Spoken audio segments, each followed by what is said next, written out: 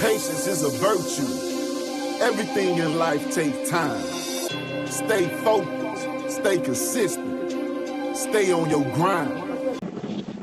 All right, I'm about to go in and get this thing started up. You good on your end? Yeah, I'm finna, I'm making sure right now.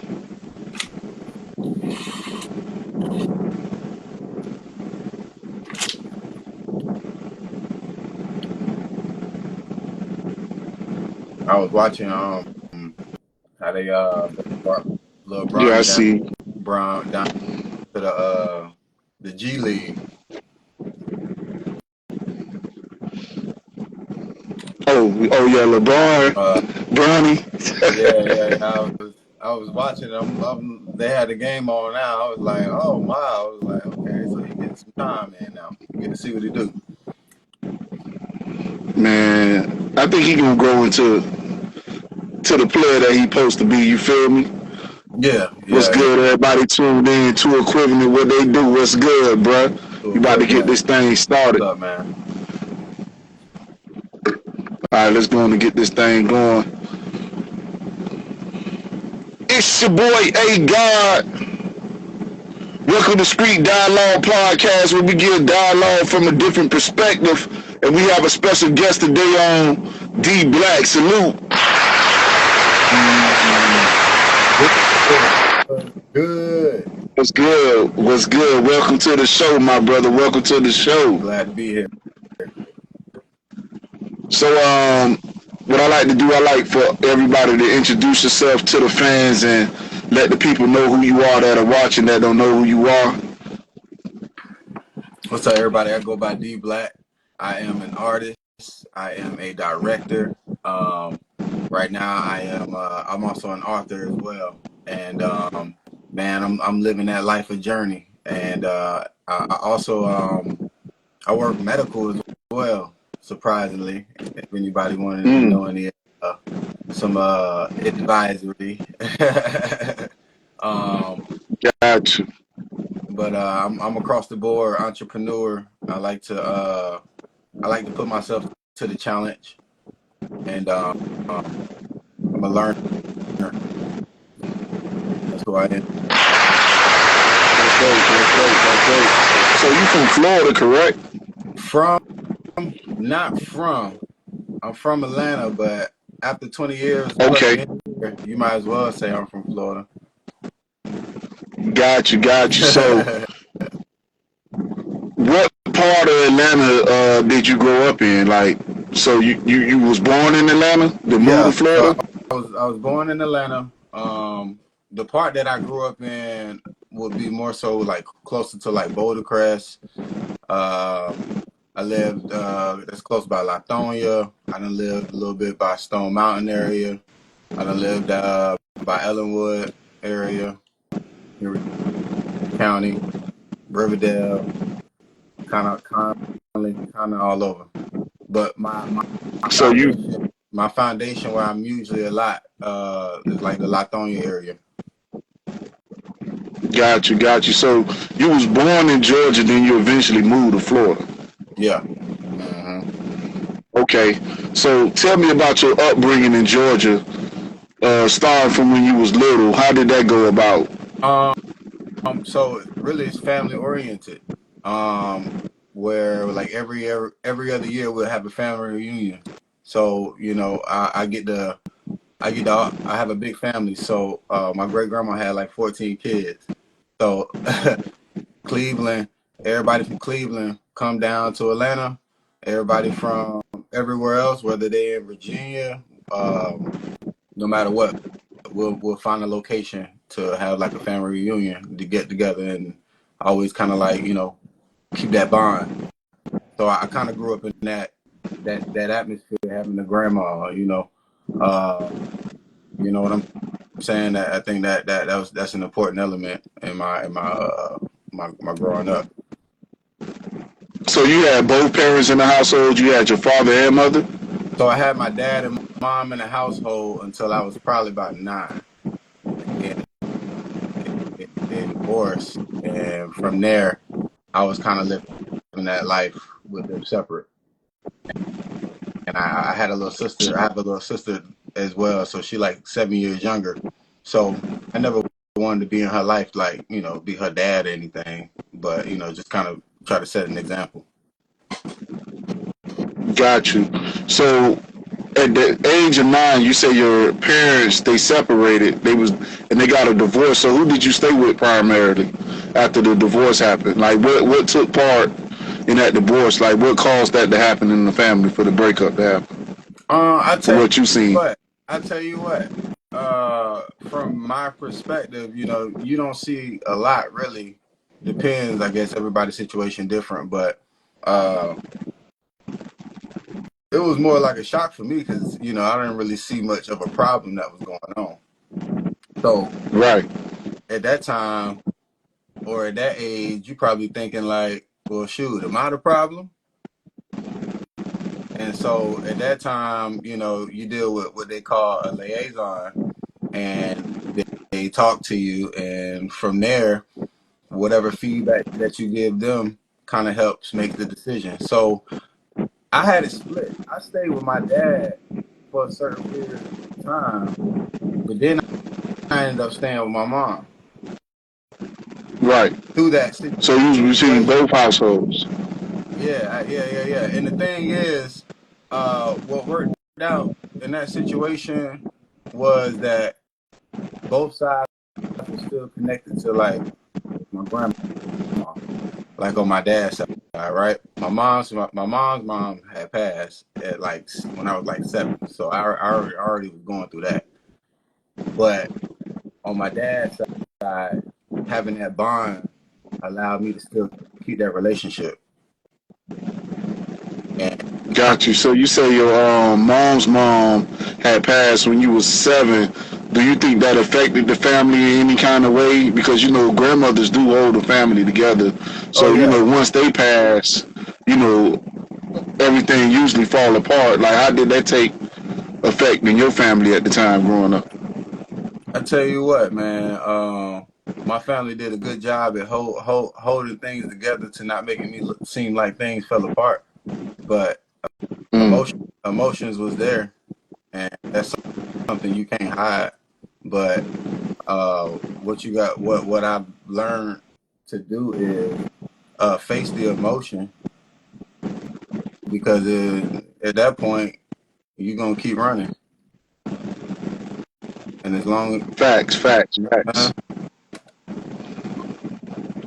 So what schools did you go up growing up? Like as far as elementary, middle school, and high school, what schools did you go to in Georgia growing up when you was um there? like the name of it, or Yeah, yeah. oh, okay. So shout out Bowie Elementary. Uh, then I also went to Narvie J. Harris. Um, the middle school was Cedar Grove Middle School. But then uh, towards the end of 6th grade, I moved to Florida. So then, yeah, Okay.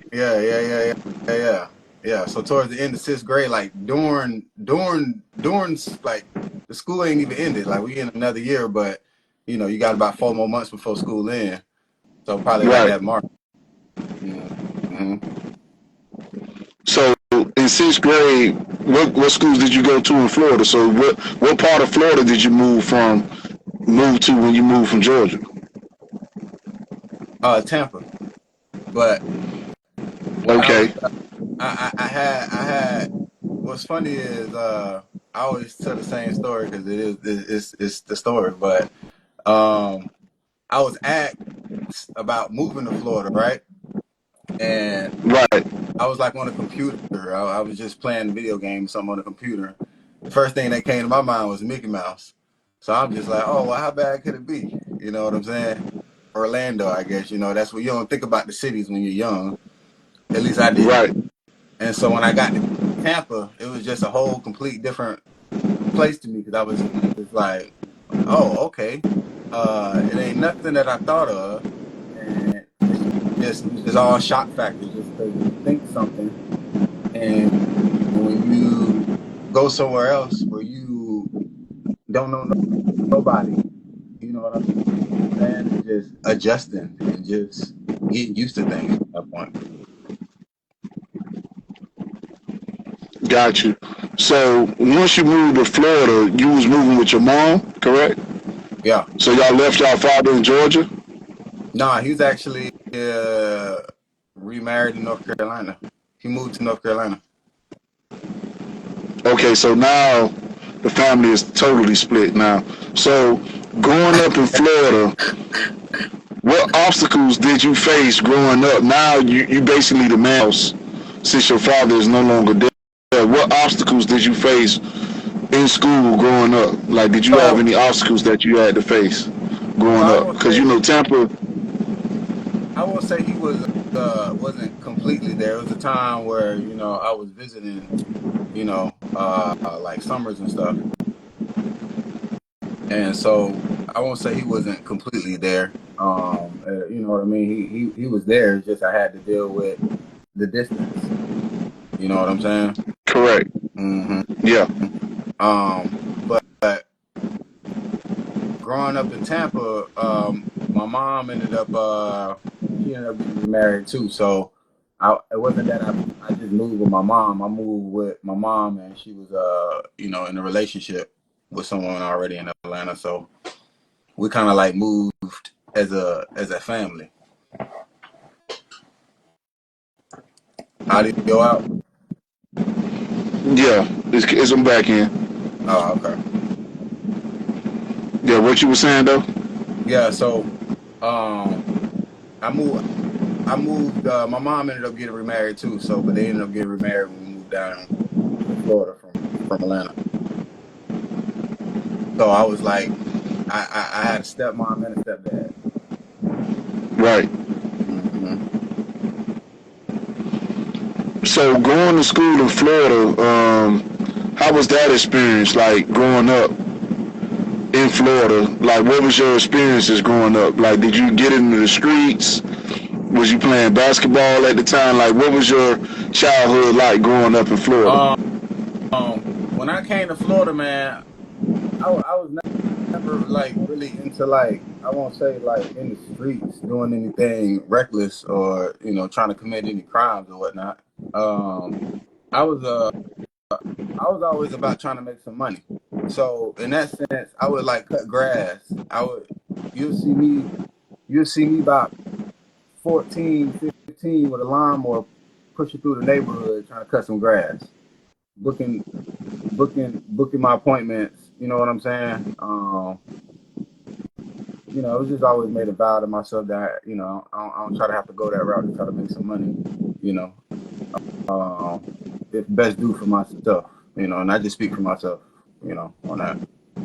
But So, that I always, and even before that, when I was even more younger, I would knock on doors with like a lunch bag, selling like peanut M&Ms. right, You know what I'm saying? I had one experience when I asked my dad to take me to Sam's because you get tired of asking for money, you get tired of being in the line, and you want a piece of bubble gum or something, and they looking at you crazy like get a job, and it's like, and I can't work. So, that inspired me to kind of just hustle it and just, not feel like I had to put pressure on my people to make a living for me when I know it ain't like, it wasn't my choice to come in the world, but now that I'm here, boom. You know what I'm got you. So you basically was making ends meet yourself, cutting grass, hustling. So, did you graduate high school? saying? Yeah, I graduated high school. I graduated high school in white, 4.0. And what school was that? What school was that you graduated from? Tampa Bay Tech High School. Hey. Okay, so now you done graduated high school.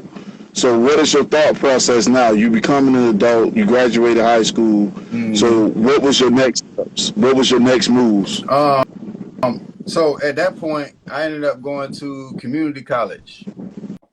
Um, um, I had a few things that I wanted to do that I was interested in the medical field.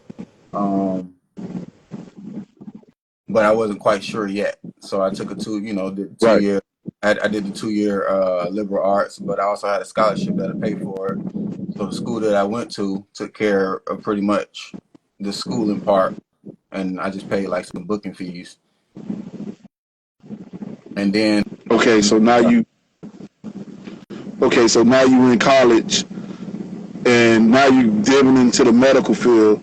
So when did you start getting into music? Man, I got into music when I was 6 years old. Music always been there, and I took it real more serious in like the 10th grade. From like the 10th grade, I haven't really stopped recording music, like on trying to make it make myself better and better every time. But So when did you actually start your music career then, and start taking it serious? High school, I had a group called Prime. It was it started out two of us rapping, because one of them was making beats, and then we added a singer, and then we added like people in them old school songs that be having a baritone voice, or they be all doing all just the talking. Right. But I added one of them.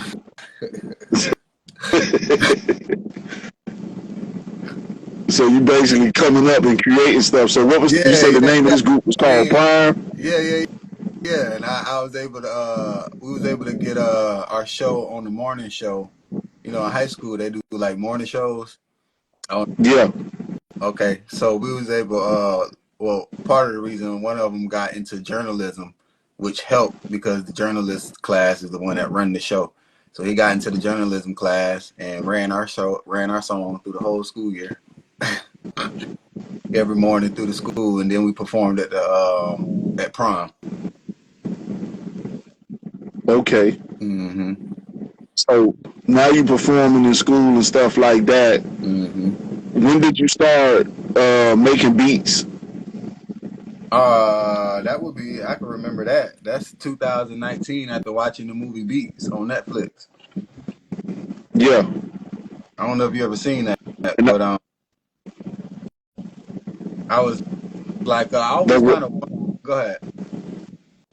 No, go ahead on. I always kind of wanted to make beats, but I was always, about time consuming. I was always like, man, and I was like, I'm like, I'm working on songs. I don't feel like I got time to make a whole beat. And one, learn the system. I gotta learn the system first. It's not that I ain't got rhythm, but I gotta learn the system and know what I'm doing. But after watching that, it just, I don't know, something clicked in me, man. I don't know. And I went to I don't know if it was Sam Ash or Guitar Sam Ash. I don't know, one of them. And I just bought the equipment. That I needed first. I didn't know what I was doing, but I just looked up what I needed and I just bought it and put it in my face. So then now I got it. Now I'm like, all right, well, I done spent this money. What I'm gonna do now?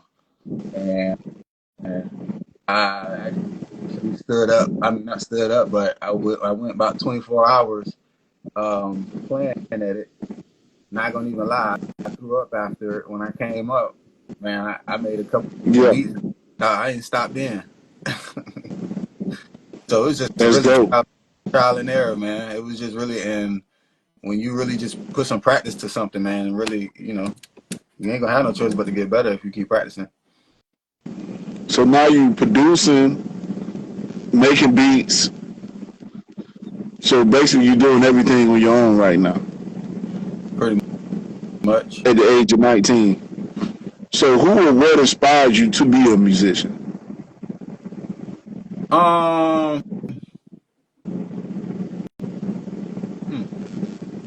Well, who inspired me to be a musician? I can tell you. Or what inspired you?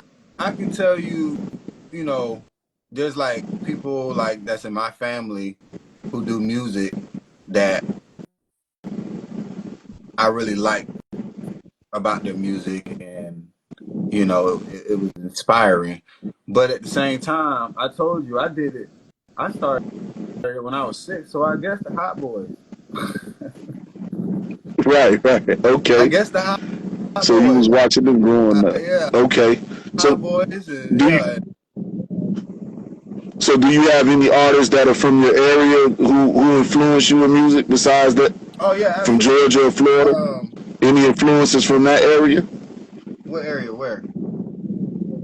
From Georgia and Florida? Yeah. I mean, all the way down from I always like T.I., I always like Gucci. Jeezy always hit the list. You got artists down here. I like Tom G. You know what I'm saying? Tay he good.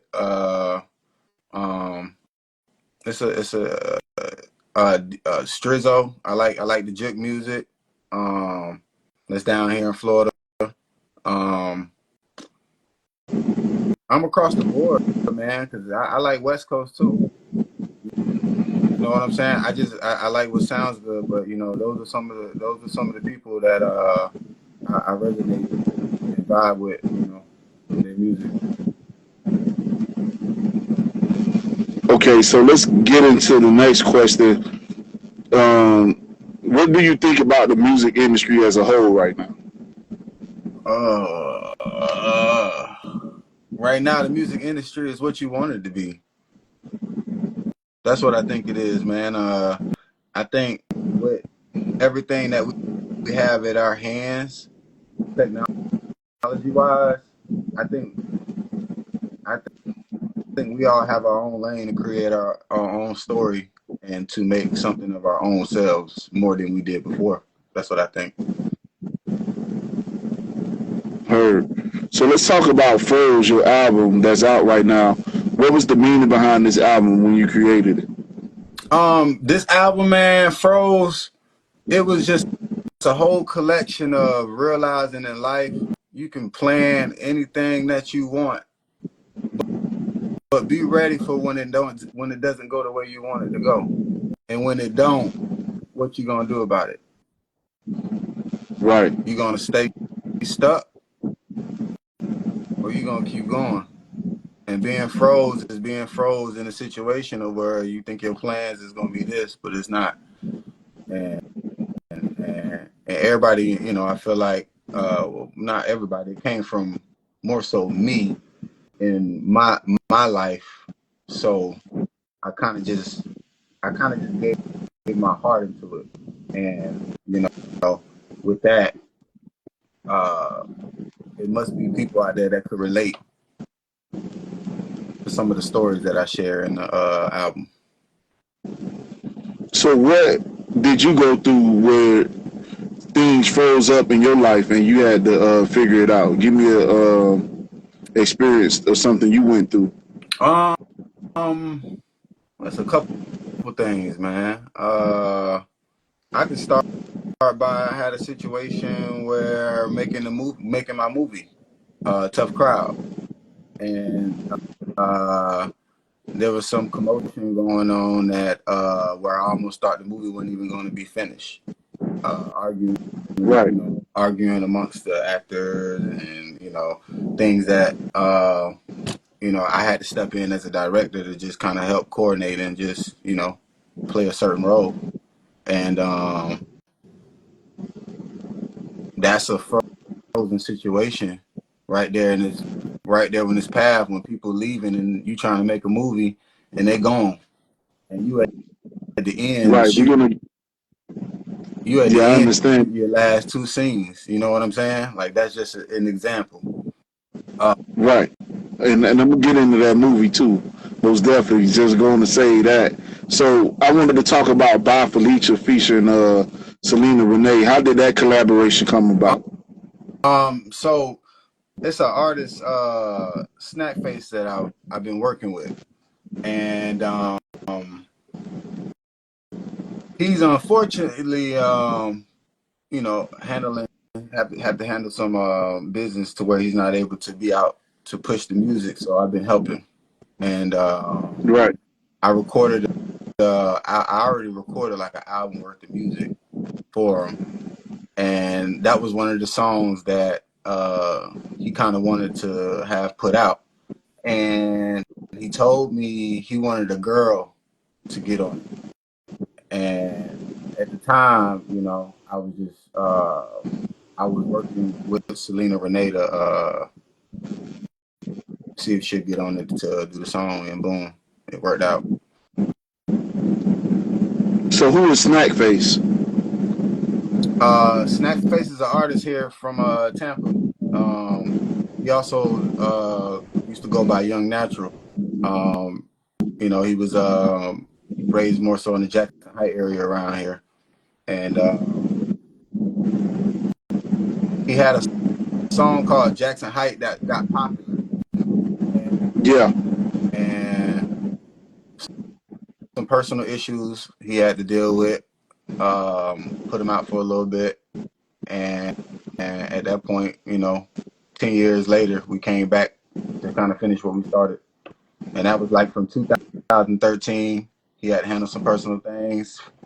10 years later, we came back, and then I kind of just like recorded a lot of his music. You know what I'm saying? And Oh, so you produced a lot of his music, basically. yeah, I made a lot of the beats. I worked with some other producers to work on some collaborations, and so I was working on my you know producing game, man. You know, one being you know, I like the artistry of vocals and making my own music, but I also like putting things together and just seeing magic come of it. Got you. So you also have a song called Slopes. How did you come up with that concept? Slopes, cause life is a slippery slope, and if you ain't careful,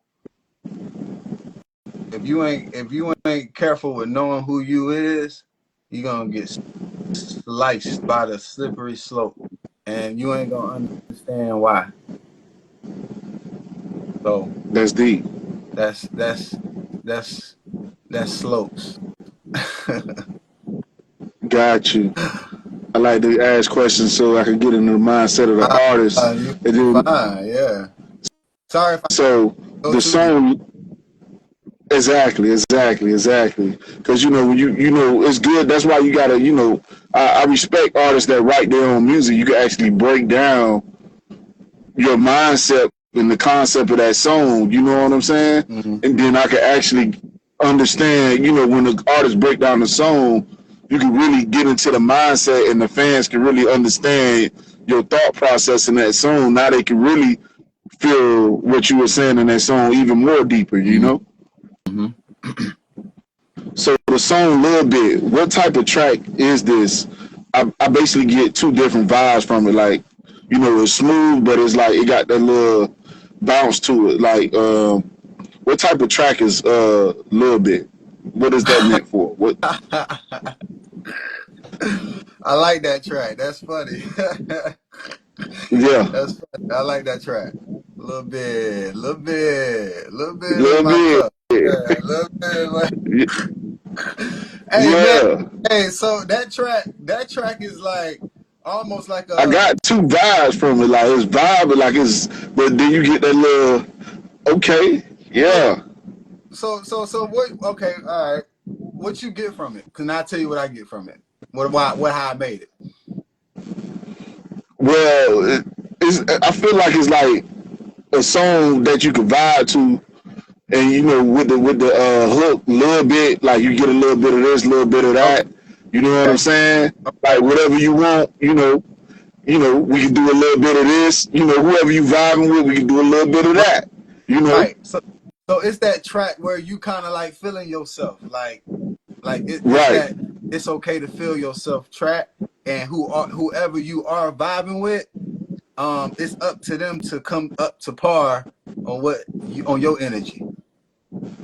Mm, You know what I'm saying? So a little bit yeah, I'm talking about like and in this case I would be talking about like a lady or something like this. So a little bit. And at the same time, if I'm talking about a lady, I'm still metaphorically talking about maybe putting a little bit in my cup. right, So right.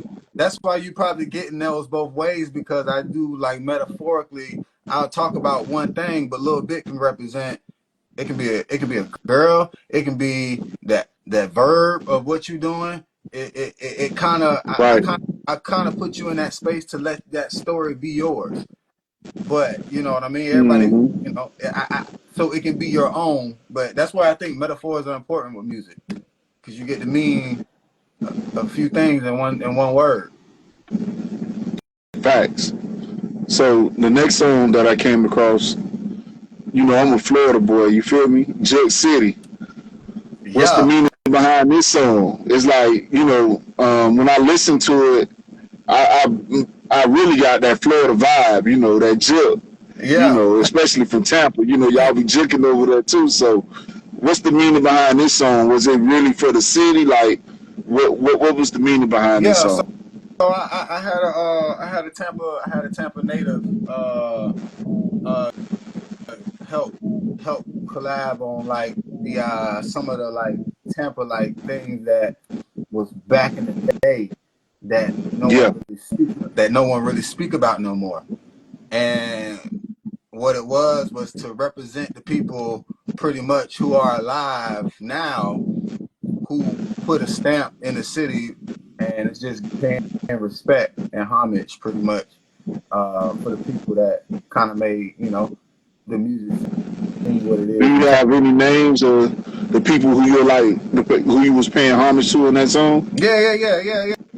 You wanna shout a few people out? Yeah. Shout out Rated R. Shout out Tom G. Uh, man, you got me on the spot right now. Yeah, Rated R. I remember Rated R. Yeah, yeah, yeah.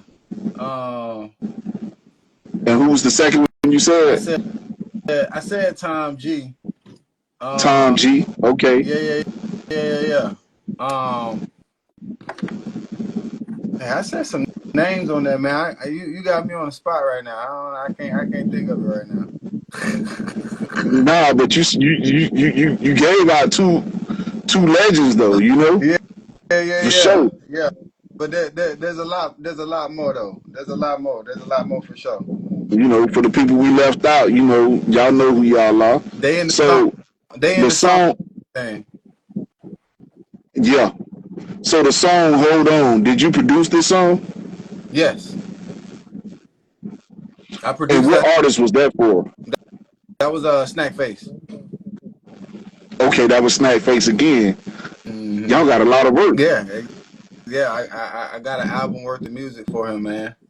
I got an album worth of music, and like I said, I was coordinating. I'm just coordinating with him on what I'm putting out, and I'm actually like working with his family on it too.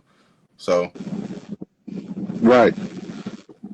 So when did you start the group LND?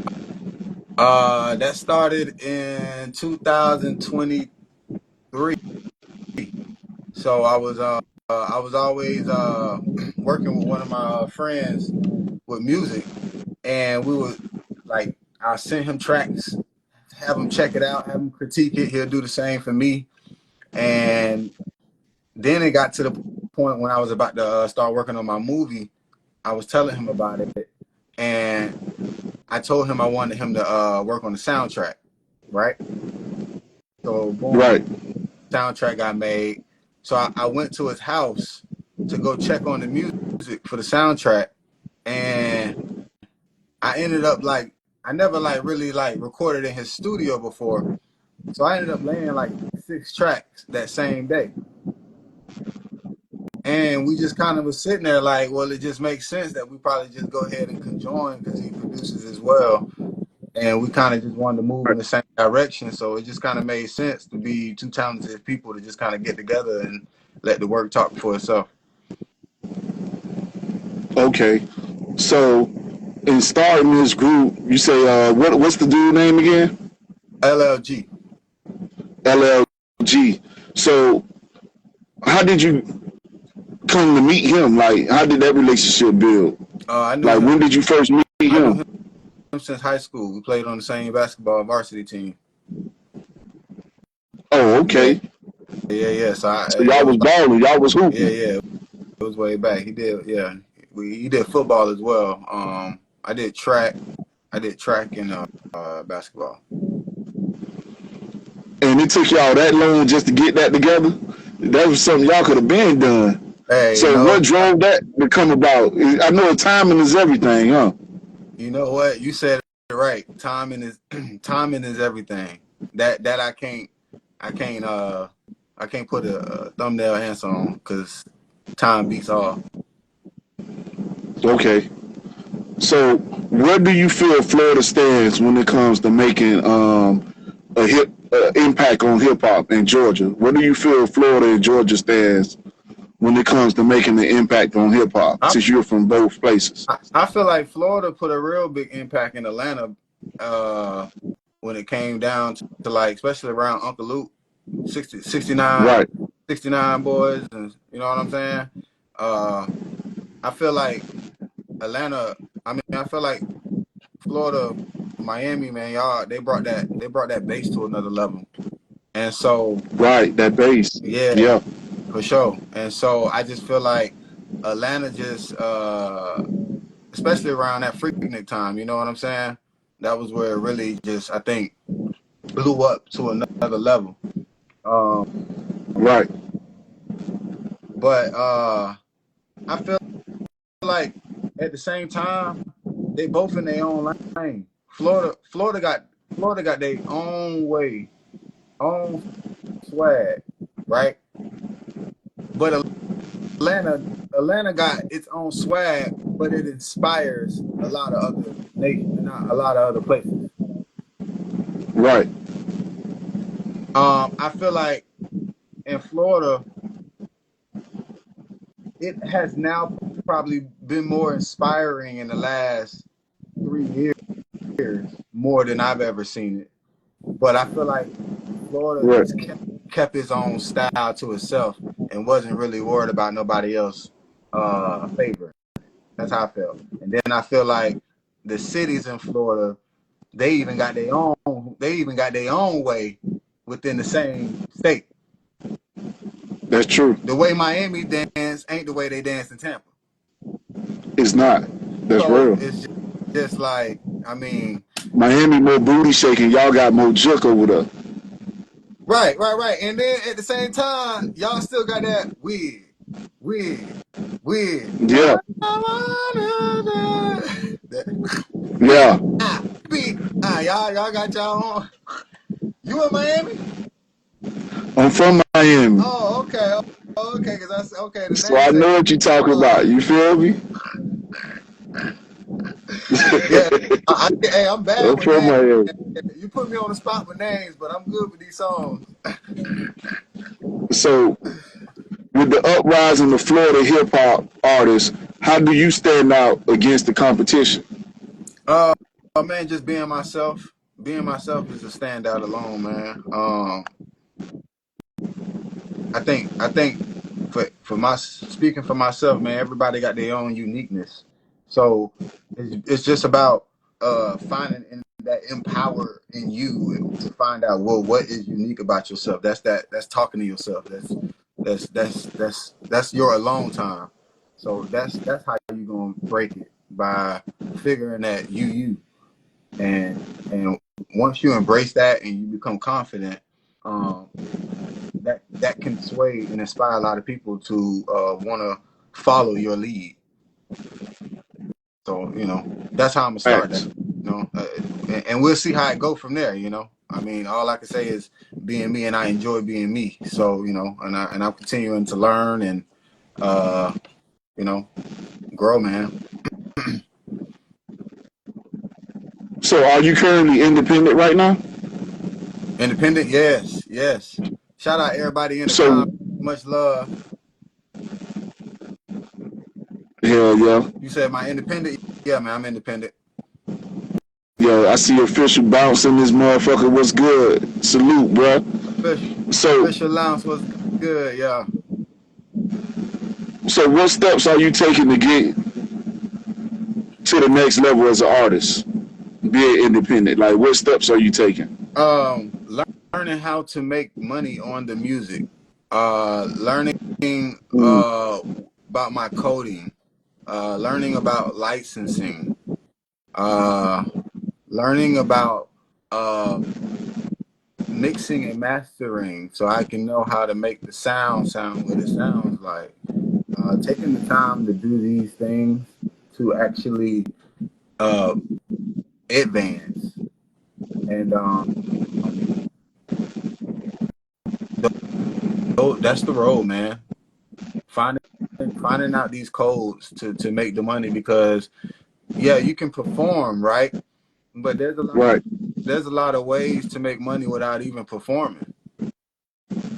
Facts. And that's the help with today's technology in the world that we in today, is just opening our mind and doing a little bit of research to discover that. And the networking is important, and being nice to people. I think that's important. Okay. So going back to the songs you created, I missed one. Let's talk about the song "Kiss the Dove." Oh. I felt that was like a very touching song. What is this song actually about? It felt like it was a true story, based on a true story when I listened to it, and I felt your passion when you was rapping it. Like, what is this song actually about? "Kiss the Dove." This song is about imagine somebody going through hell, right? And you meet them, and life, they probably could have every reason to why life has sucked everything out of them, right? Right. But you somehow find a way to make that person see light and see opportunity and see chance and see love again through a dark place, in a dark place. And that's the part where Kissing a Dove it comes in, is because when you think of a dove, you think of white purity dove, right? Right. But the dove is actually in a dark place. So being able to make somebody find love or show them what unconditional love looks like, that's the more of that song. Deep place with that song. You called that right. I definitely went to a deep place. And that's just me and my own personal relationships, and seeing like I said, I had to witness people in dark places. And being able to still find love through, and make that person find love through these dark places and see change. That's like, kissing a dove, letting it fly back to its habitat. Facts. So, you being from Tampa, I see that you was a part of the Tampa Fest. How important was it to be a part of these festivities that was going on in Tampa?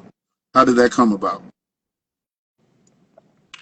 What's up, Bubby Taylor? I was actually at the Tampa Fest as a visitor.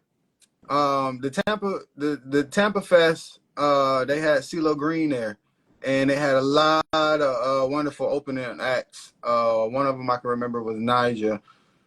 Did a very great job at the show. But yeah, man, it was out in the park. CeeLo Green did a free concert, and that was after we had just went through a hurricane. So, okay. Yeah, it was like giving out donations, and so I was there, man, just supporting. And then I had the T-shirt made for Snack Face, supporting the song and help pushing it. And I was able to just get out there and just kind of show love to rebuilding the city. That's what that was about. Yeah, talking about Snack Face. What's the concept behind the merch? So if anything, I feel like I got a whole graphic t-shirt business now, man. I got a couple graphic tees. But the whole thing about the merch is I like to take the song and make it tangible. I want the song to feel real to you. So you can listen to it, but you can also wear it. And even if you don't know it's a song, it just looks like a nice t-shirt. Right. So it looks like a nice t-shirt. Now it looks like a nice t-shirt, so we can just brand and create the t-shirt and just put the t-shirt out. But at the same time, you're marketing and brand and pushing out the person without even realizing it. Okay. So how did you become a director in the film industry? How did you become a movie director? Man, it started networking, going to a movie premiere, showing some love and support for somebody that I knew. And then I started shaking hands with some people there that led me to them being a director for their own stuff. And Yeah. so, and a producer, shout out Michael Stevens and Keith Williams. And they had me act in their show. I was playing Detective Dion in a show called Line 'Em Up by Michael Stevens and Keith Williams. And seeing how they work, I was just really inspired, to see how they did things. And so I always had an idea for a movie, and I was just sitting on it for a couple years. So I thought it was an opportunity to hire them to help me make mine. Got you. So Line 'Em Up. This was a series, right? That you was in, right? And you was in Yes. 4 of them. It's a 7 episode, and I'm in. I'm in about four of them out of 7. Okay, so when you was filming that in those series, how was it working with the other actors in that series right there? Like, did everybody get paid from that? Like, how did that go about? Yeah, yeah. What I respect about them is, they handle the business. We go over contracts and stuff. So, everybody understands what will be given for anything. So all that's been placed. We do all that before we even get to filming. Right. Gotta make sure the business is done first. Yeah. I So yeah. respect that. Mm-hmm. So that right there, where can we find that? Line 'Em Up. That's on Netflix?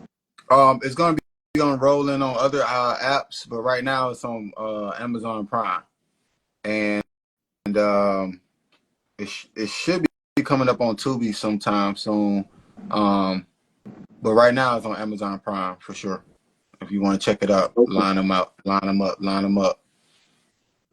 So Unscripted, how did this project come about? Unscripted. So that was our first. That was LLG and Dblak, which is L&D. That was our That was, those songs I told you I dropped in the studio. Yeah. Yeah. So those pretty much is the gist of the songs that I had dropped that we ended up putting together, and it was just to go ahead and like let the world know that we exist as this duo power function. And it was a 5-track EP that showed our talent of not just rapping but melodic music, and showing vocal ranging, and showing that that we know how to record on a professional level. You know what I mean? And unscripted meaning this wasn't planned. There was no script to this. This was the story that I told you. I came over there to try to see how the soundtrack sound and what needs to be added, and I ended up walking out with working on a whole new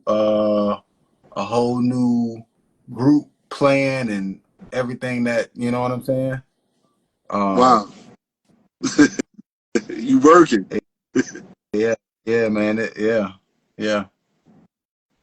So how did you collab with Track Blazing Entertainment?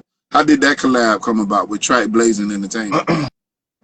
Man, I knew him for years, maybe like 9, 8 years now. So he plays, he makes beats. He always made beats. He plays live instruments. He plays guitar and this and that. I met him through a Yeah, friend. They introduced us because they know she knew I did music, so she linked us up together, and we just always been cool. I always kept myself around, I know a lot of people, but I always kept myself close around like people just with that talent. And just right. one he was just one of them people that just had pure musical talent. I felt like more talent than I had. Like I wasn't playing on a guitar and live, like I do it on the piano, but like he's stringing it like, you know what I'm saying? And A real uh professional. and he made different, he makes hip hop, but he makes like different type of music. He can make like bar music, like music that you just hear while you sitting at a bar drinking, whether it's like a country bar or whatnot. You know what I mean? Like he's good at making those type of songs. And I like making diverse songs. So he was also a person uh who's in another lane that I can challenge myself with Right, type different type of styles of music. And so we got a country song together called Shimmy. And we just worked on another song called Breathe. He also did, he's a sound engineer. So he does stage work with all the famous artists that come. He works the stages doing the sound and stuff like that. And oh, so, so he set up, he do the setup for the sound and everything. He makes sure yeah, everything yeah, yeah. He is yeah on he knows point. what he's doing with the cords and the wires, and he's like my musical handyman. Got you. So what is Moffitt 6K race? What is that? The Moffitt 6K race. Oh, I did the 5K. It was cancer awareness, man. Okay. So let's talk a Moffitt little is bit a about cancer. that. Moffitt is a research cancer facility here in Tampa, Florida, and I'm signed up to where when it's time for like the races to go, we pretty much running for all the people who's going through cancer. And at the same time they collect donations. At the same time, it's an uplifting kind of situation. It's taking that situation and bringing people together and to making it, more in a positive light, to show that it's something that we can get through. um, and also there's people in your lives that may have gone through this disease, and it's a good way to especially if you're healthy, get out there and take a run for somebody who wasn't. That's dope. So, my grandmother, she's a survivor of cancer. She had cancer and she overcome that. She beat cancer. Oh So I wow, man. salute to you on that, and Yeah. giving back to the community. So what made you get into the Moffitt 5K race? Like what drawed you to those people? um What's the to story be behind that? so really, me working in the medical field, I'm a compassionate person anyway. But I'm gonna say shout out to my mom because she signed me up. Right. And when she signed me up, uh that was like a big initial key, because even more important, that's how her mom passed. And that's something that we had to go through as a family. And so, it's just honoring to be here to be even able to do that. And so I appreciate her for even, she take the initiatives, man, to do certain things. And I just follow through with it. So I'm gonna give That's her dope. credit. I'm gonna give her credit for that. So that goes into my next question, because you have this posted on your page, and I wanted to ask you that. Why is it important to love yourself? Oh man. Ooh. Because if you don't, you're gonna become lost. And when you become lost, there's no telling what's gonna happen to you. And I don't know if that's in a good way. Mm, Whether that's, man, you gotta love yourself, because who's gonna love you more than you? facts. Who how many times have you been in a situation where you've been let down? But then when you let yourself down, how many times did you get out of it knowing that you let yourself down more than someone else did? Real talk. Preach, my brother. Preach. So So, I rather beat myself up more than try to feel like I gotta make moves and decisions because someone else did it for me. Like I rather take heed, because then I can process it better. I can make myself better, and you know, I can make better decisions because of the love I have for myself. that's dope. So my next question is, who is Donnell A. Blackman II? Introduce that person, the author. You know, most people might not know who he is, but can you let the world know who is Donnell A. Blackman II? He is a nurse, a father, a man of God, a son,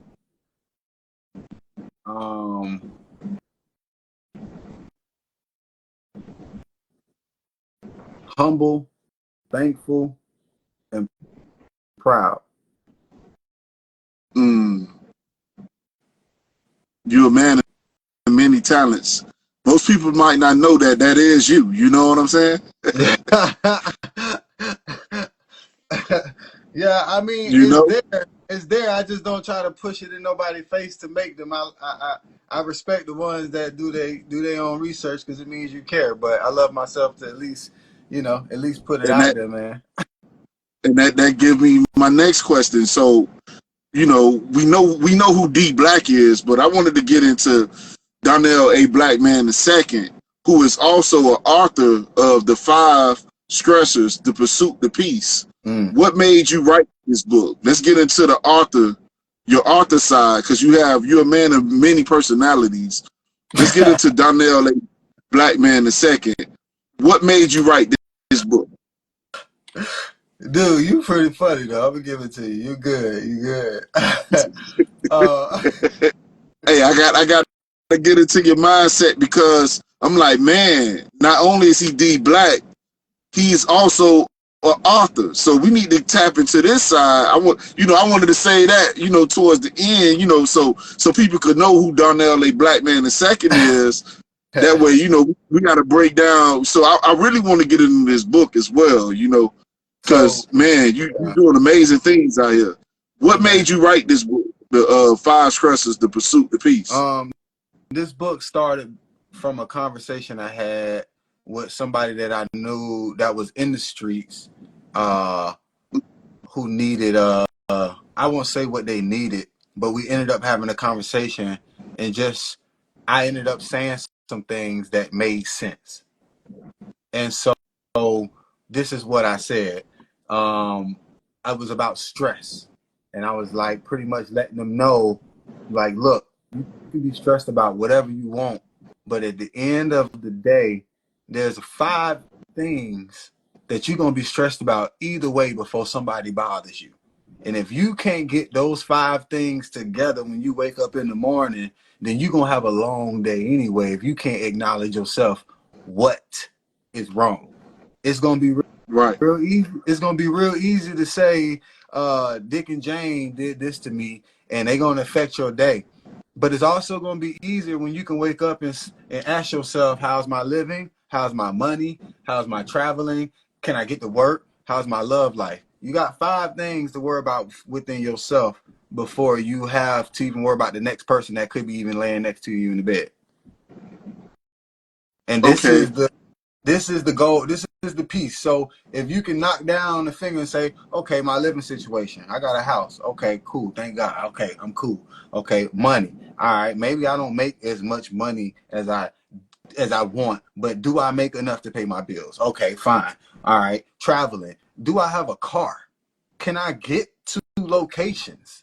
Am I taking the bus? Like, am I appreciative enough to say that I can get from point A to point B? Okay, so we put that down. All right. And work. Am I happy about my work? Do I like the job that I like? Am I getting up going to the job that I want to go to? Or should I even just be thankful that I got a job? Okay, so work. And then we come down to love. Maybe, love, maybe your love life is crap. Maybe you just can't find the one for you. Maybe it ain't about romance. Maybe your friendship, your love friendship, maybe with your family love ain't together. That's going to be up to everybody as an individual to determine about yourself. But the whole point about this book is finding your peace, because you can get mad at somebody and you can argue and you can go to another room and go, I need my peace. But let me ask you, when you go do that, what have you done to find your peace? Is it just, what have you done? You just counting for 5 seconds? You just going separating? Where have you really found this peace at? Right. So basically, everyone has to figure out 5 things that affect their life, and what can you do to make things better to pursue peace in your life. Right. But you first have to point out what's going on in your life. Correct? And I at least give you 5 foundational things that everybody has to deal with themselves.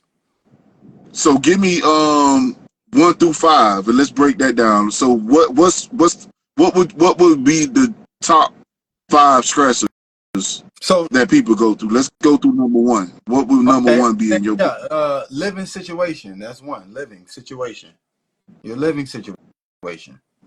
And why would that be number 1 in your opinion? It's not that it's just number 1, but if I'm looking at the back of my book here on the writing, that's what's written. It's just there's no obligation to nothing, but that's just what we starting with.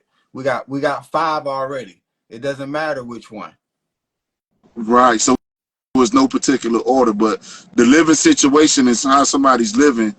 You know, homelessness, whatever they're facing, that can affect your life and your pursuit to peace. Because how can you have a peace of mind if you don't have nowhere to stay? Well, I mentioned something about that in my book. And so it's funny you say that, because I mentioned somebody who was actually didn't have a stable home, and he's a musician. But because he loved what he did so much, he never looked at he was homeless. He was just happy that he had somewhere to stay. So he was more at peace than somebody who has a mansion. Right. Right. So who's to say? It's about knowing where you at in yourself. Fact. Because you got a mansion, you could just be trying to show off and not be happy with it. You probably tired of cleaning up. You probably paid all this money for a mansion and can't pay for a maid. So what you doing? So what would number 2? Number two here would be money. Right. Some of us, we in a world where money circulate, and that's how it pay. That's how it takes care of things. We're not bargaining sugar for salt. Right. So currency. So there has to be some type of currency being made. Money. Are you happy with the money that you have? Are you complaining? Are you complaining check to check? And then if you are you doing something about it? Exactly. And If then you're what not, would we have as our third stressor then? traveling. Some people in traveling is either A to B, having transportation, or even traveling just for the sake of leisure. Are you doing things to, or is traveling a factor in your life? It's hard to, when you how do you get places? Correct. Can you get to work? Can you get to your money? Mm. Can you get back to your Right. living situation? That is a stressor. That's crazy that you pointing these things out in the book that you wrote. I highly recommend everybody get the 5 stressors to Pursuit the Peace, written by Donnell A. Blackman. And we're going over these 5 stressors right now. So that was number 3. So what would number 4 be? 4 is going to be work. For an example, like what you doing, work. Exactly. Well, I don't really consider this work. You feel me? Okay. This a passion. I like doing this. So this not really work to me. But we putting in your work. Time is money, though. I say time, and replace a work for me. But yeah, work, that is a stressor. Yeah. That is a stressor. Yeah. Some people aren't at peace, but you sound like you at peace at what you do. At least work-wise. Right. Yes. At least man, I came from a long way, man, from being, in the streets of Miami, homeless. I got my own story. You feel me? Wow. Going to prison for something I didn't do. Wow. You know what I'm saying? Beat by the cops. Being in the streets, surviving since 13. Yeah. I was kicked out the house at a young age. So, I don't make excuses, because growing up for me, I had to figure out a way to survive. So I was more of a thinker. You know what I'm saying? Yeah. So, but I didn't make all the right decisions though. Yeah. But yeah. Well, that made me learning, brother. Yeah, it made me a strong individual. Like nothing could break me. If you think you're gonna break me, you got another thing coming. Yeah. I did 10 years in prison for something I didn't do. So it's really nothing that can break me. Oh wow, brother. Wow. Blessings to you, man.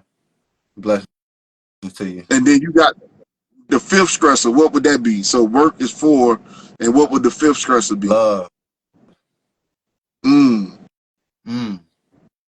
That one, and look, that one can go on the pinky, right?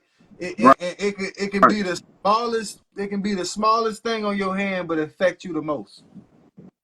Right. Right. For those who don't feel love, like that could go into trauma. That can go into trauma so much that you can't find a job, that you can't get your car situation together, you can't go make money, and you end up having no home. Right. All because whether you don't love yourself or you let somebody else love dictate your life. Right. But trial and error, man, trial and error. If we're not learning, then it's hard to see it as a blessing. Correct. So my next question is, how was you able to publish this book? Like what went into the publishing of this book? What was your... So I had researched different publishing companies, and I just took my time. And when I found one, I was just making sure they wasn't trying to just take my money. So I was talking to them. I was talking to them for about 3 months through email, asking them questions. Well, what would you do for me for this, and that? What do I get out of this and what I get out of that? And I was just trying to see how their response would be, and if they wasn't rushy, or they wasn't, just trying to, scoop the money and do what they want to do. I wanted to make sure I got my full service out of them. And so they took their time with me to answer my questions, and they were just patient with me. And so shout out Christian Faith Publishing Company. And I paid a certain price for a little bit of the marketing to make sure the book covers get made. I went through an editorial process with them. So I wrote the book and sent it to them, and then they helped me through an editing process to make sure the language is good and make sure my structure is proper. For the text, they let me choose how I want the cover of my book. They let me choose everything, and I also have a picture of a handprint in the book, and that was me drawing it with my like a real drawing. And so they was able to have me, they allowed me to be personal with the book and with the terms. I keep a certain after paying back, after paying back what I paid them, I keep 100% of everything. So it's good terms, and that also I learned it opens the door for you. You get to learn about a lot of other booking companies who are interested on buying your book or putting it on their shelves. And I started to learn more about having the license agents see for books. A literary agent is what they call it. Right. Having that helps you with selling the book. Correct.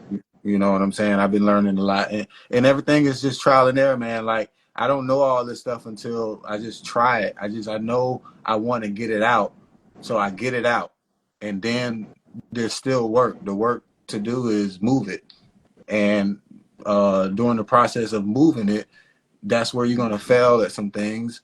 But if you fail at it, don't do it again. You know what I'm saying? Find another route. I feel that. Another market you should tap in is the prison market, because everybody got time. All they can do is read all day. You feel me? Yeah, and that's something I actually did think about. That's actually something I did think about, sir. Because Real I talk. know, they can put it like on their tablets or whatever device that they got. Yeah, You know what I'm saying? for real. Yeah. We need to talk on So, that. oh yeah, we gonna chop it up. So, my next question is, you doing the things, you know what I'm saying? That we basically tapping into Darnell, a black man, the second, who is also a film producer. So, when did you start your own film production company? You had broken up. When did I start my own film? What? When did you start your own film production company? So right now, I'll say independent wise is starting my production company. But Dblak Enterprise, which is a business that is I have a couple things under that umbrella, but that was started 2023, man, last year. Right. And you already created your own movie, the movie Tough Crowd. Who came up with the idea for this movie? Um, that was my idea. And I hired a co-writer to take the idea. I had wrote a couple pages, and I gave him the whole point of the story, and I let him put his expertise on making sure I get a script written out the right way. And I see you have 4 actors featured in this movie. Donald Smith III, Samantha Cashner, Super AKA K McCrae, and Kyrie. Um, what went into picking? What made them stand out of everybody who auditioned for this? Were there auditions? Like, how did you get those 4 to be featured in this movie? Man, you said it. First off, I was put on game. Shout out Michael Stevens, because he his own director, and I just felt like he put me in this director coalition because he put me in some game on how to find these actors, and so that's exactly what I did. I put up a flyer online and I did an audition, and like everybody in the movie I did not know. Like I met them through the process. They you know what I'm saying? And they sent back their videos of certain roles. Some people were recommended through the other director, Right. through just their work. But yeah, they sent back video showing me of the script, which was exciting to see. And I literally picked. And there's a website where you can type in what you want to look for. Shout out Backstage, and you can look for any other actor that want to be an actor. Go to Backstage, and you can sign up yourself. And if you want to be discovered, that's another way directors try to find people, whether by age, by race, or whatever the case may be for their part. And so I did that. You do have to pay a yearly. I think it's about 70 a year. You always have to invest in yourself. Always. Tell people that all the time. Yeah. So what budget did you work with producing this movie? Like, what was the budget that you had to work with producing this movie? This movie was so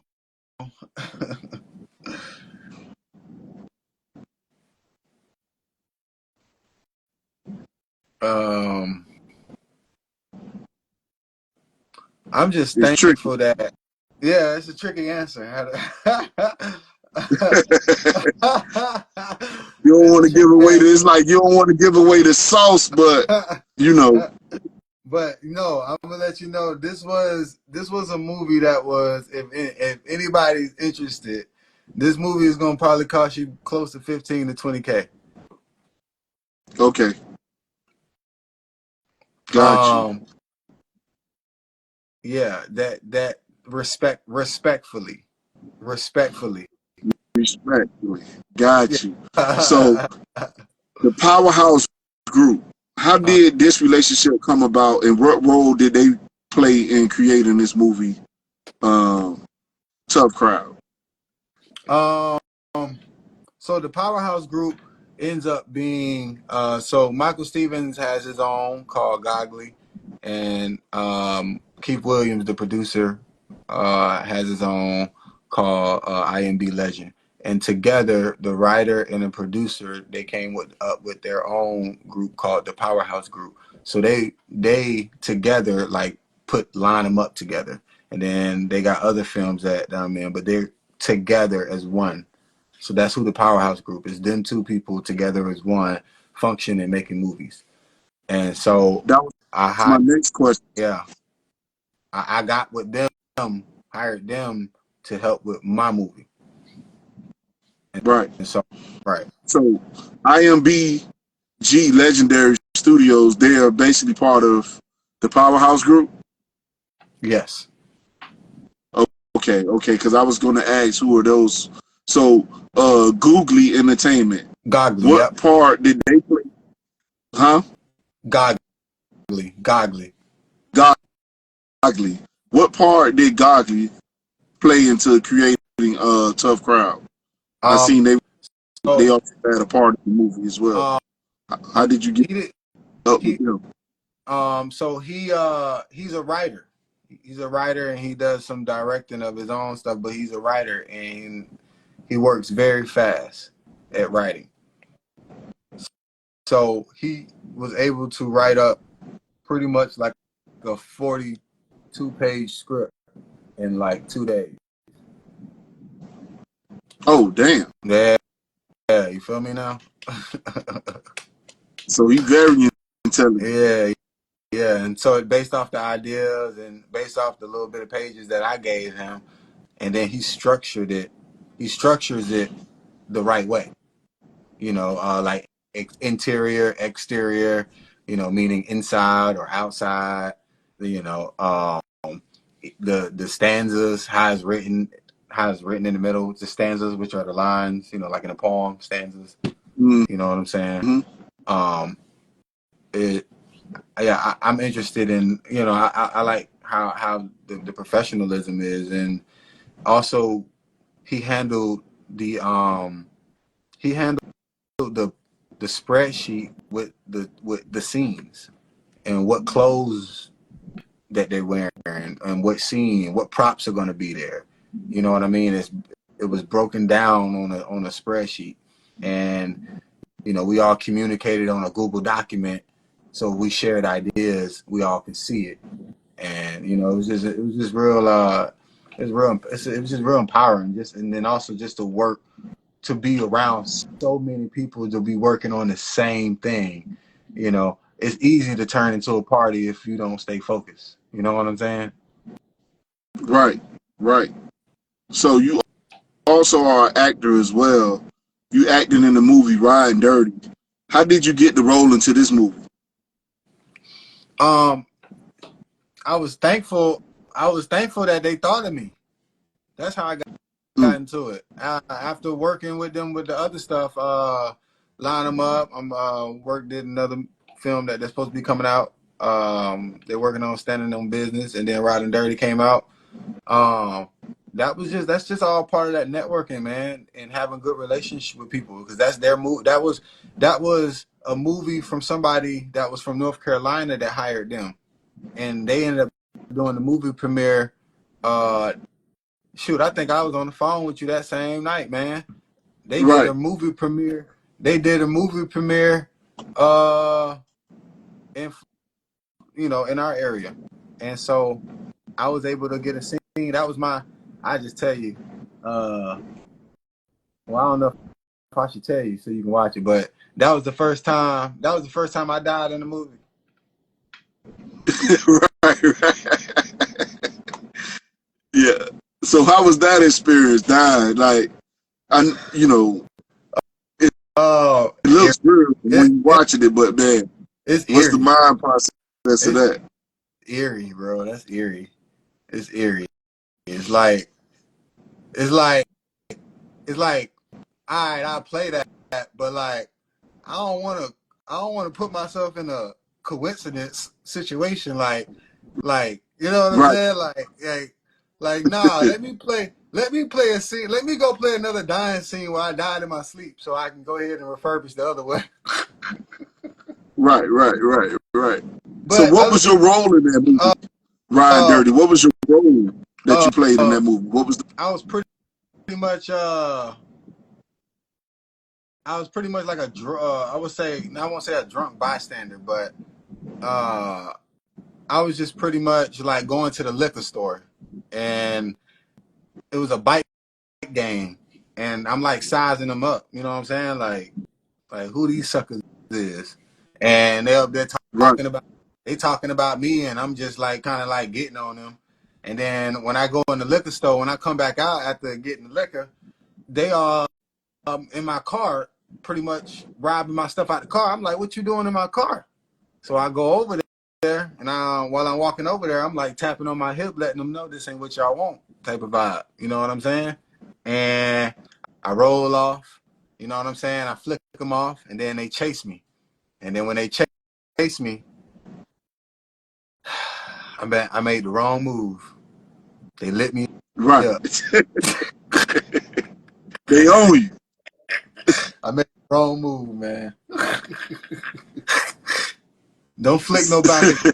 Don't flick no Right. biker gang, bro. Yeah, just mind your business, y'all. Just mind your business and go home. Most definitely gonna take that advice. So, what actors do you actually study now that you're in the acting business? What actors do you study? Man, I always paid attention to people like Will Smith. I always like, always was in love with Ice Cube work. Um, always since Friday, you know. Yeah, Did, I like Denzel Washington. Um, I like Eddie Murphy. mm, Um, I really like the fact that I like, I like for like Martin Lawrence. Like, I like when people can go deep into a role and pretty much play themselves in so many different roles in one movie. Right, Like, right. that's I don't know if that's talked about enough, but Nutty Professor did it enough for us. That's some talent. That's some talent. That, and I think when the Clumps and Nutty Professor came out, that was our first time really like seeing that being done. Seeing something like that. Right. Yeah. Right. One person playing multiple roles like that. Yeah, like that's some deep talent. Every not that everybody can't do it, but yeah, you gonna need some real work to get that part, to do that. You got to tap in something. You got to tap into something. I don't know, but I look Right. up to like people that can do stuff like that. Like that's that deep acting. Jim Carrey, for an example, he's another person I like watching and I admire with acting and stuff. There were some top actors. So, what goes into the preparation when acting in the movie? What goes into your preparation? Understanding the story of the movie, understanding the story, and understanding real close up to where my part comes in, and asking questions like why, like why does my scene, why am I doing this in my scene, so I can make sure it makes sense first, and then of course after practicing the lines, talking to myself, or if I'm with somebody, I'll have them do the other lines. I just douse myself into that person, whoever they talking about with those lines. I forget about who I am and go into what that story is about, and put myself in that shoes of whoever's going to take over that line, as in my body expressions, as in my hand movements. I don't want to go knock something over just because it was in the way in the scene. No, it doesn't make sense why you knock that over, because somebody gonna watch that and think that's part of the movie, and then now they're gonna be paying attention like to a knocked over bottle that had nothing to do with the movie, and that's where Right. I feel like things become cheesy at that point. Got you. So, how do you balance being a boss, acting, and being a musician? How do I do what? How do you balance being a boss, acting, and being a musician? I feel like, man, my music is theatrical, so I use the acting in my music. That's how I balance it. I use the music in the movies. I like Tough Crowd. I incorporated. They're not all my songs. I had other people do songs, but I incorporated the music into it. And at the same time, man, I'm just being me. Yeah. There's not much separation I got to do. It's just about being ready to be focused when it's time to go. When it's time to go, I have to tap into what I'm supposed to be doing, and understanding what I'm supposed to be doing, and knowing that with a platform, that's an opportunity to use my voice, and I like to use my voice in positive ways. Shout out to Real Got you. Brother Taylor. Salute. So, give me 3 gems of what it takes to be successful.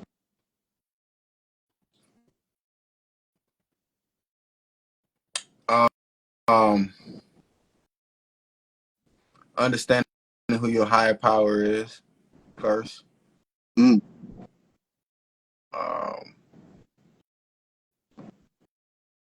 And then from there, committing to the plan that you put forth. And by commitment, that means through blood, sweat, and tears. Commit. Facts. And then the other one is the third one is a mixed pot of being humble, loving, caring, but not over to caring where you lose yourself caring for someone else. That's deep. That's deep. So what's the importance of having ownership? You being the boss, what's the importance of having ownership? Because you know you don't wrote your own book. You basically own everything. Tell me the importance of having ownership. Because with ownership, you get to this, you get to this, you may get blessed in whole, but you have the opportunity to disperse blessings amongst others. Right. You have the opportunity to create something for the masses that can generate wealth amongst people you care about. You have the opportunity to make more money by doing things that you love. And so you just get to walk around with less worry at the end of the day. And that is like my main function in life. Having peace is to not have worry. Understood. So doing everything you do, you always said you work with a lot of people. So tell me the importance of having a team and building a team around everything that you're doing. Because I see you're not doing everything on your own. You putting people in position. You're hiring talent to be a part of something that you created. You know, you're writing books. You have a team behind you on that. What's the importance of having a team when you're doing things and trying to accomplish things? Man, I feel like the importance of that is the fact that, oh my gosh, I mean, we all can use Jordan as an example, but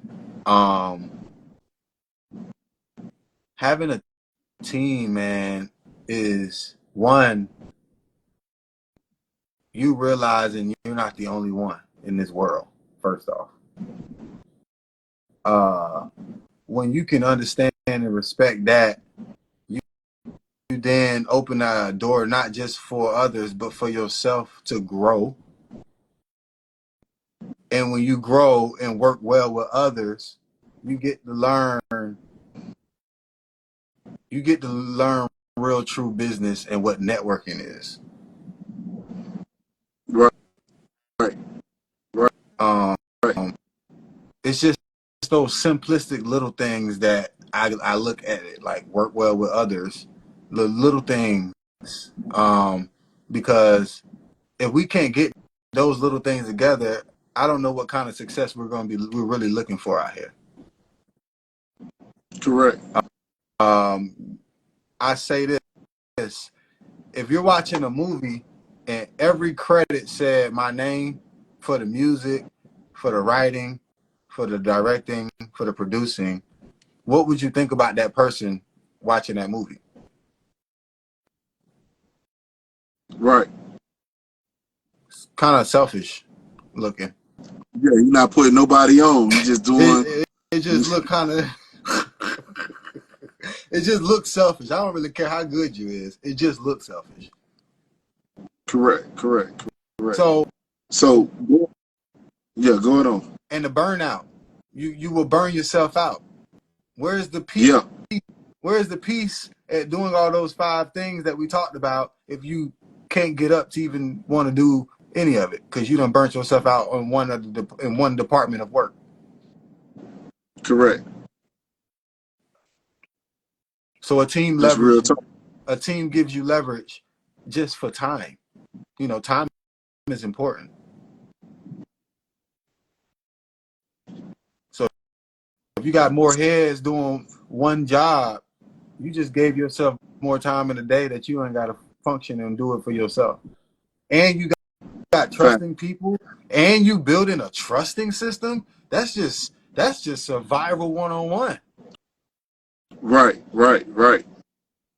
You know what I'm saying? Who wants to be in this world that can't trust really nobody? Like I know we go around saying we don't trust nobody, but that sucks. That's real talk. It sucks, bro. That sucks that you can't trust somebody. Like somebody. Can I trust And you know, somebody? sometimes what you're saying is key, but sometimes you need to find the right people you could depend on, because like you were saying in the movie, building the movie, like when you were talking about the obstacles you face with the movie, you almost wasn't able to finish the movie. So depending on people to be there for you in the time of need, that does play a part in trusting too, as well. Yes, sir. It's You do important, need especially people that's dependable. yeah. Especially people that you don't know and you're learning at the same time. Right. So my next question is, how did you come up with your artist name, and how does it apply to your life, and what does your artist name mean to you? Um, my For artist people name who don't know. is my artist name is my name, Donnell Blackman. So Dblak for short. I just Oh, wanted okay, I just okay, want that makes sense. yeah, I just wanted to be authentic to who I am. I used to back in the day, used to be Don Neasy when I was young. But that was when remember I liked the Hot Boys growing up. So, Yeah, it was easy to go on the Wheezy. Easy. Everybody was easy back then. But right, I thought it was just I just kept it. It's my name, man. It's the Dblak. That's who it is. It's my name. It's just my name. And then I take the C off. I take the C off because it just look cool. It's less letters. right, with the K. Right. DBLAK. Right. And then when I Googled it, it ain't too many really other Dblaks out there. And then I seen that there was another Dblak. So I made so much music to where when you put my name in Google on the Dblak, I come up first. Right, right, right. And that's what trademark can go into as well. Yep. Learning how to get that YouTube ID together. So my next question is, what comes first in your life, money, power, or respect?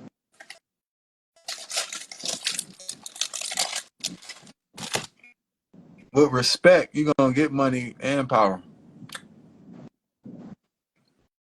Mm, I told you to be kind. right. You can So you respect. can have respect for somebody that who might not be showing respect to you. But guess what?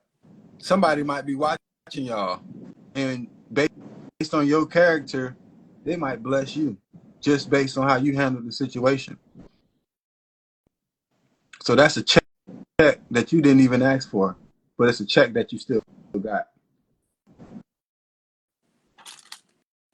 Facts. So that goes into my next question.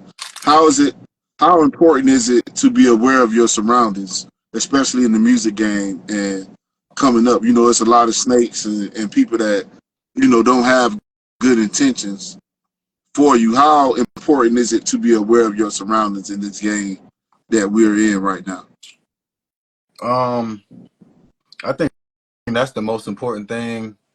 eh, I think that's the most important thing of wanting to be in the game, because Mm, it's a game. It's a game. It's still a game. Like let's not take the word and douse it and make it sound like socially okay. It's still a game. exactly. It's and if you playing a video game and you ain't got the right people around you, they gonna cheer for who they want to in that Madden game that you playing. It's two people that's playing Madden, right? Right.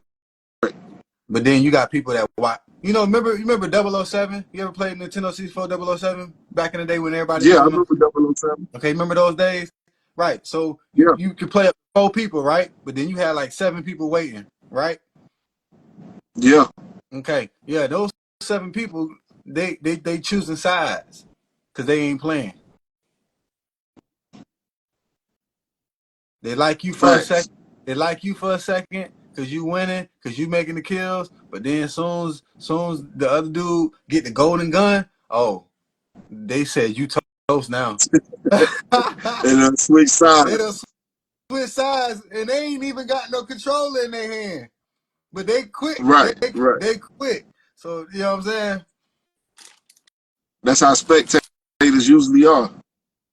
You said it. You said it better than I did. I feel that. So going to my next question, I ask all the guests that come on the show, what do you value more in life, morals or money? Morals. Why? Because I can't take money with me.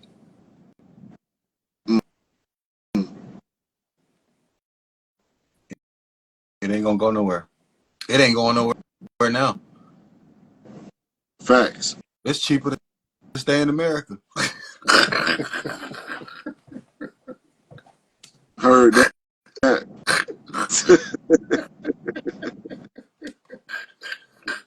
Heard that. Our money is good. No, I'm just playing, but yeah.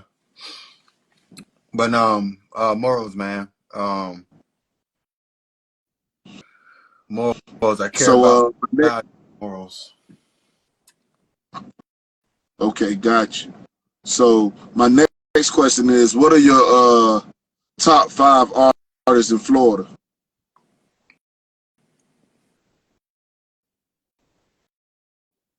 Like artists that's from Florida? Yeah, from Florida. All right, I give it to you. Let me see.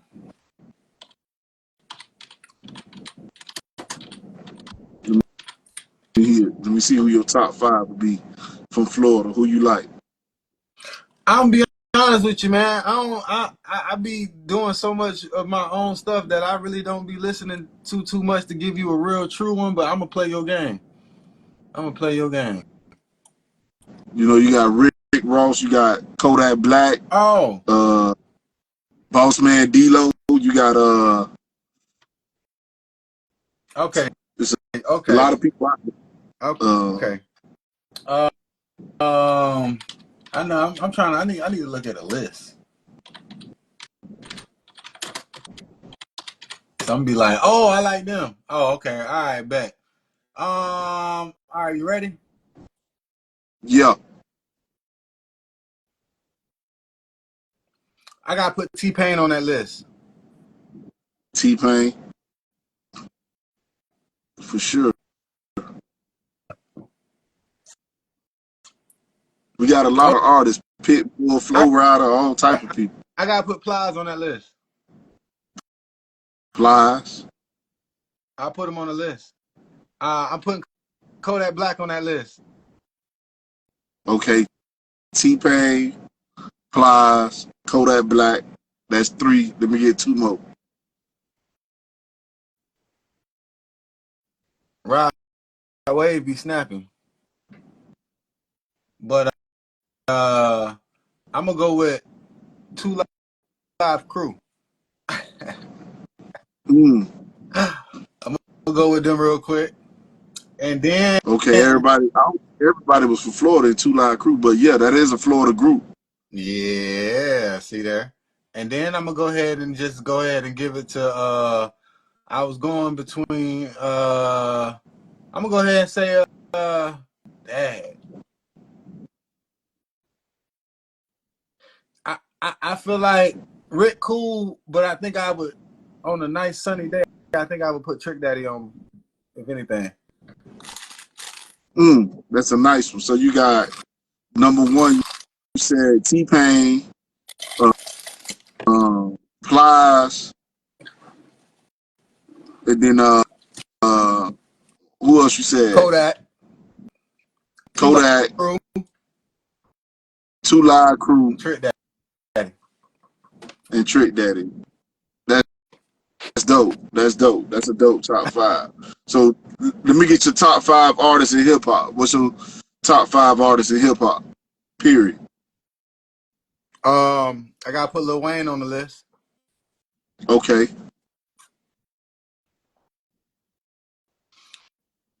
I'm gonna put T.I. on that list because I like how he stayed in his lane.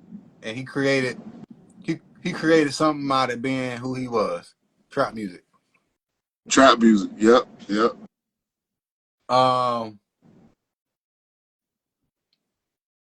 And you know, him and Lil Wayne was battling for the King of the South. You remember? Yeah. T.I. Was that was T.I. around the won same that. time? Wasn't that around the same time T.I. and Flip had a problem? It was around that, I believe. Or probably, I think that was after that. Oh, But yeah, okay. yeah. T.I. did destroy Flip in that Yeah. battle too. We ain't hear no more Flip. I know. Flip was going off though. You He know, he was was going in. an independent artist though. He was doing his thing, but T.I., man, he was a beast. Shout out Mike Jones. Okay. Shout out Mike Jones. He know how to make some. So Wayne, T.I., Mike Jones. Yeah. Gucci. Gucci, for sure. I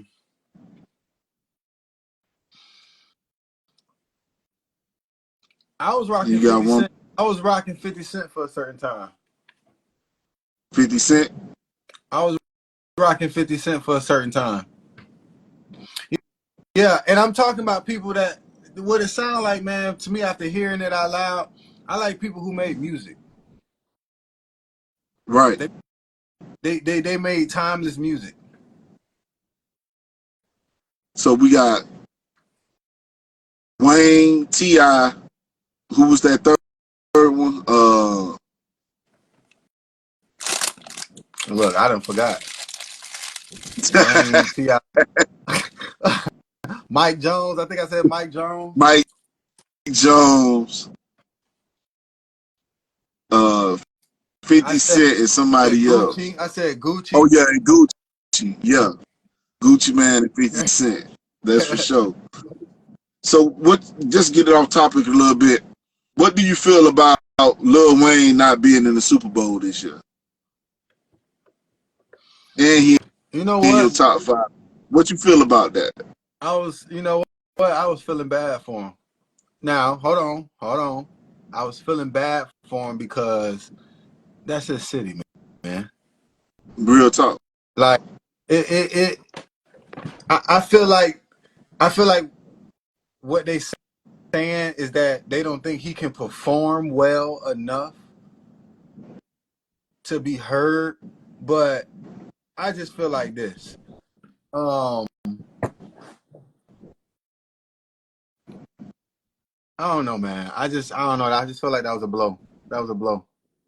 At least have him. That was a blow. At least have him part of it in some way, if not the whole. It doesn't have to be the whole thing, but. And it didn't really make no sense to me because Kendrick just was on the last Super Bowl when they had the whole West Coast bring out. Right. That's right. He was just on the last Super Bowl. It's like the world, whether Lil Wayne don't have to perform his songs. We all know it so much. All you got to do is drop the beat. The whole crowd gonna go into it. But I don't know, man. I just felt like that was just like we talking about somebody who talks about New Orleans like there's no tomorrow. Bro, he could have brought out people from Master P. Man, ain't no telling what that lineup would have been out. It could have been like if Wayne was performing. That's what I'm saying. Like it would have been way more than just Wayne anyway. You got Fiend, you got Master P, that whole No Limit lineup with Cash Money lineup. Yeah, I mean, and it's on the and we talking. This is going to be on the East Coast, and you done brought the whole West Coast. I mean, I don't know, man. I don't know. I don't know. I'm not in that Super Bowl business, so I can't tell you what business sense was made there. But I'm just looking at it from heart, man. Just heart. Just like knowing who the artist is, knowing what he represents. And then you got Kendrick. They say he just did a diss on Lil Wayne. You think Lil Wayne should respond to that?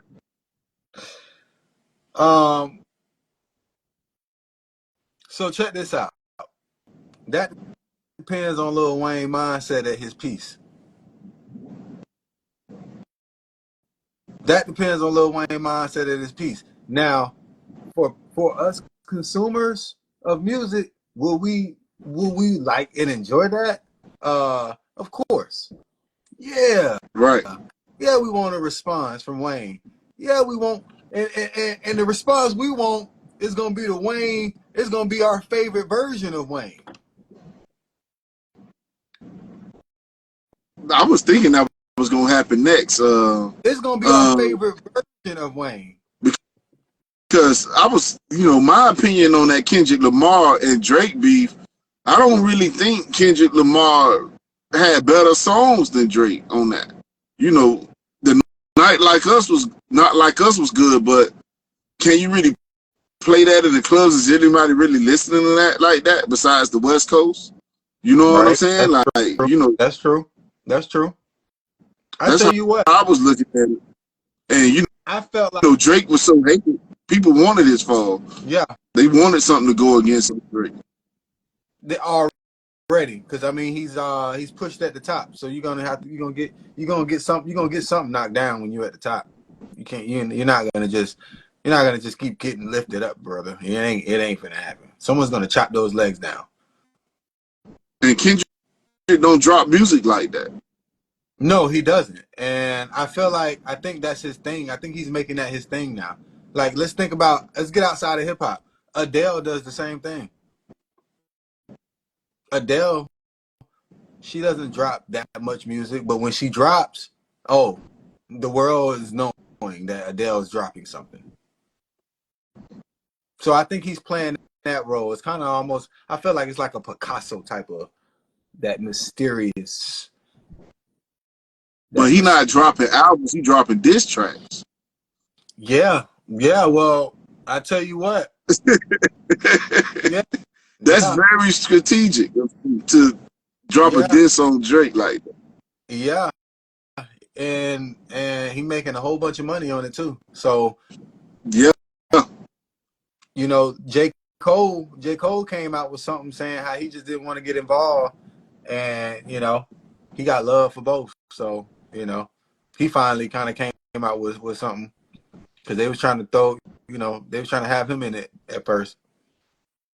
I think J. Cole as an artist should have said something just by being hip hop. You know what I'm saying? He could have came at him, because they were saying that they was the big three, and this and that. So he supposed to then respond. And then I want to question, where did they come up with that though?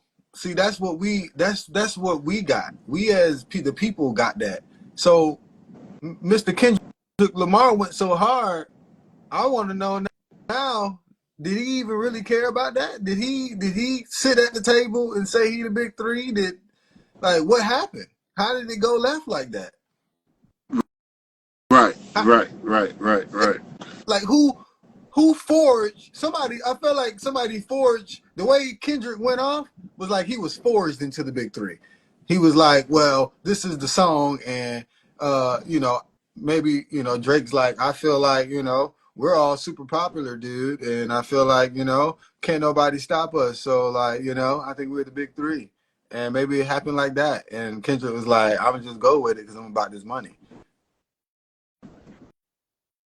Right. That was my best. That was my best Drake impression. My bad. Yeah, and then you got more things that's going on within hip hop. With one of the biggest artists in hip hop right now. You know what I'm saying?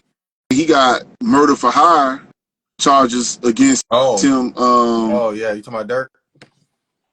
Lil Durk.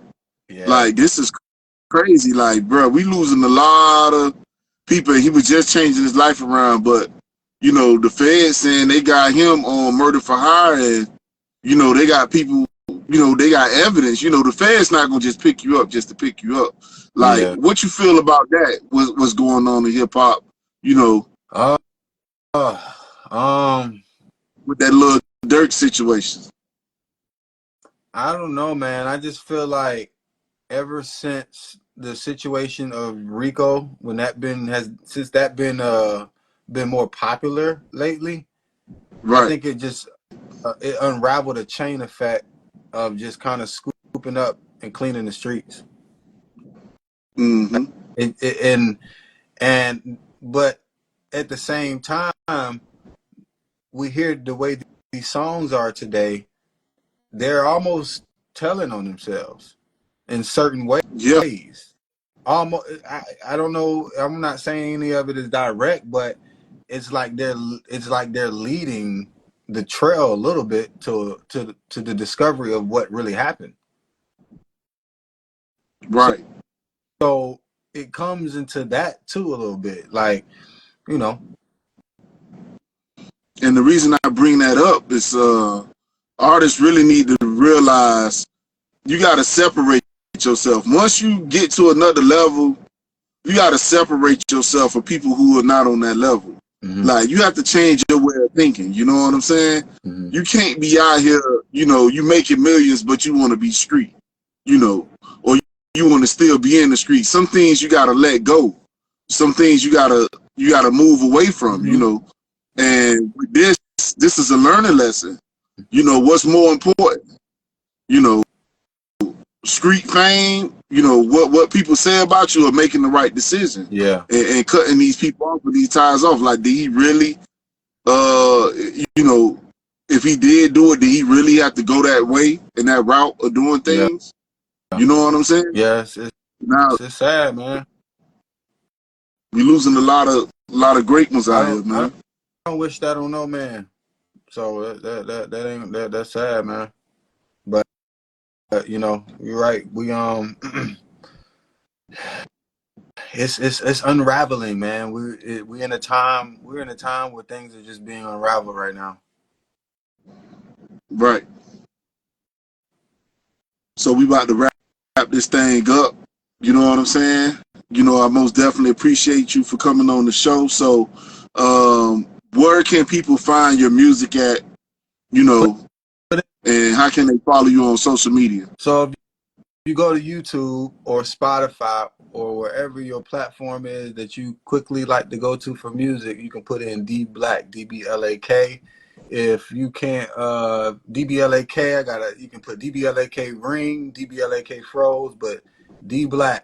I have Jug City, Froze, Back to Back.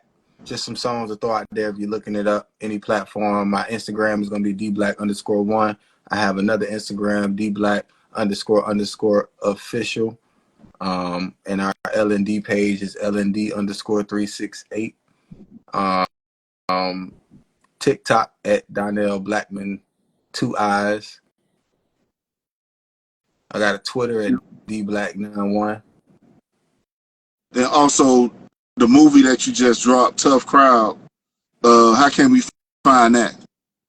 So I'll be putting that up on streaming. I did a movie premiere at the theaters for that movie back in June this year.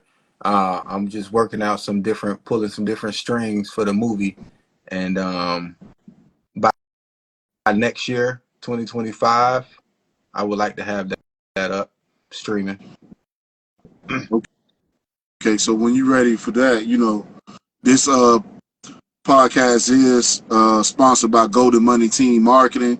If you need marketing for your business or brand, holla at Golden Money Team Marketing on IG, 24/7, non-stop, around the clock promo.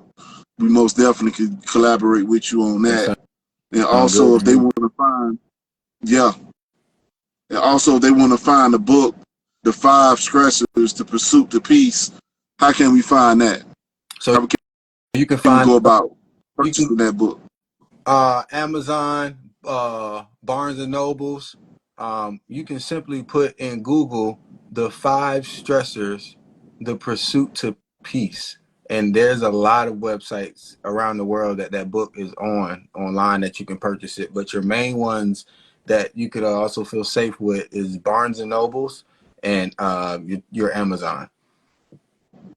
If you don't want to start. There's another one called Thrift Books, but just the ones that we all know here in America, just in case if you're watching from America, Barnes and Nobles, Amazon. If you're around the world, anywhere, put it in Google. Man, I appreciate you for coming on the show. Thank you, man. Salute. This was a great interview. Yes, it was. Most definitely got to chop it up with you after this. Man, you have a blessed day, man. It was a pleasure having you on the podcast. Anybody that watching, make sure you subscribe. You awesome, man. I appreciate you, man. So keep doing what you're doing. It's inspiring for real. Thank you, man. It was just a pleasure to get your story out there. You know, you did a lot of stuff. I just wanted people to know who you were, who you are, what you're doing. You know what I'm saying? Yeah. And they could always refer to this interview. You know what I mean? Man, we own it. We own it. We own it. Hey, y'all go check that album Froze out, and you better go mess with the Golden Money team. Hey. For sure, for sure. Salute to Dblak. It was a pleasure having you on the podcast. Y'all subscribe to Street Dialogue Podcast on YouTube, and we out. All right, my brother. Yeah, bro. Patience is a virtue. Everything in life takes time. Stay focused. Stay consistent. Stay on your grind. Wow, wow, wow, wow. It's a God. My splash, yeah.